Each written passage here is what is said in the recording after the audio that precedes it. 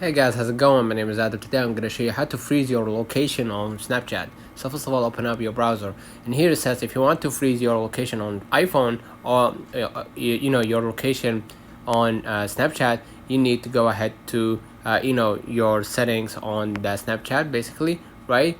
And what you're gonna do, just search for Snapchat and then open the Snapchat settings, and then there you will find locations option located at the top, and open the location settings and then modify the location access by selecting never, right? And that's the way to actually do it. But if you want to do it from within the app, you need to go ahead to your settings, and basically you're gonna see my locations, and you're gonna be able to see app when you open the Snapchat. You're gonna see a location kind of a thing, or GPS button at the below left corner, I think, and you're gonna be able to click on it, and you're gonna find the my location settings, and you're gonna be able to just go to the ghost mode, and no one will be able to, or see your location on the Snapchat.